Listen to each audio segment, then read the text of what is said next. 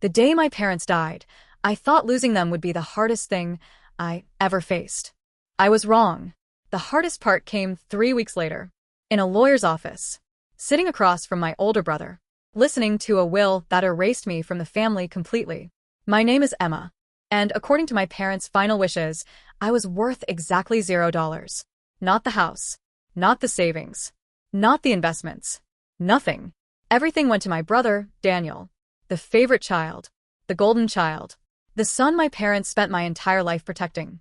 I remember sitting there in shock while Daniel tried to hide a smile. Then the lawyer stopped reading, looked down at another document, and said a sentence that changed everything.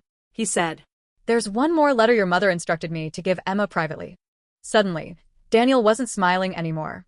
And before that day ended, I discovered why my parents had spent 27 years lying to me.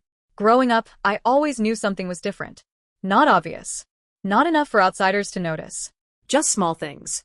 Daniel got new clothes. I got hand-me-downs. Daniel got driving lessons at 16. I paid for my own. Daniel got help with college. I graduated with debt. Whenever I asked why, my parents always gave the same answer. Your brother needs more support. It became a family joke. Daniel needed support. Daniel needed understanding. Daniel needed patience. Meanwhile, I was expected to need nothing. By 27, I had accepted my role. I lived 3 hours away, worked as a teacher, paid my own bills, called my parents every Sunday. The conversations never lasted long. Most of the time they talked about Daniel, his career, his house, his future. I stopped expecting more. Then 6 months apart, both of my parents passed away unexpectedly. And everything changed. After the will reading, the lawyer asked Daniel to leave the room. My brother looked irritated, but he left. The lawyer handed me a sealed envelope. My mother's handwriting covered the front. It simply said, "For Emma." My hands shook as I opened it. Inside was a 4-page letter. The first line stole the air from my lungs. It said, "Emma, if you're reading this, then I no longer have the courage to tell you the truth myself." I kept reading. 27 years earlier, before I was born, my father had an affair. The affair resulted in a child, Daniel, the son they spent my entire life protecting. The son who wasn't biologically my mother's. My mother had chosen to stay. She raised him as her own.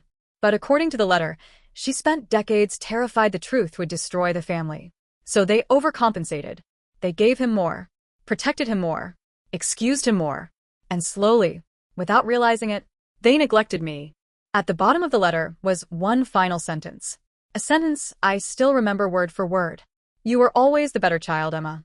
We were simply too ashamed to admit it." I cried in that office for almost an hour. Not because of the money, because for the first time in my life, I finally understood. A week later, Daniel called. He sounded nervous. Not grieving. Nervous. He asked if I had read the letter. I said yes. There was a long silence. Then he asked what the lawyer had told me. That question revealed everything. Daniel didn't know what was inside. And he was terrified. Eventually, he admitted the truth. He had assumed our parents left him everything because they loved him more. Now, he wasn't so sure. Then came the real reason for his call. Daniel had inherited the house, the investments, the savings. But he had also inherited over $300,000 in debt. Business loans, credit lines, unpaid obligations. Our parents had hidden it from everyone, including him. The estate looked rich. In reality, it was barely solvent. Daniel wasn't receiving a fortune. He was inheriting a financial disaster. For years, I envied everything he had. Now I realized much of it had been an illusion. 3 months later, the estate was settled. Daniel spent most of his inheritance paying creditors. The house was sold. The accounts were drained. Almost nothing remained. Meanwhile, I kept thinking about my mother's letter. One sentence stayed with me. "You were always the better child." For years, I wanted my parents to see me, to acknowledge me, to choose me. And in the end, they finally did. Not perfectly, not publicly, not in a way that fixed everything. But honestly, for the first time, today I still teach. I still live in the same apartment.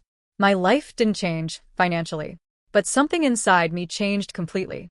Because I finally stopped measuring my worth by people who never knew how to show love properly. If you've ever felt invisible inside your own family, remember this. Sometimes the inheritance that matters most isn't money. It's the truth. And once you finally have the truth, You can stop carrying questions that were never yours to answer.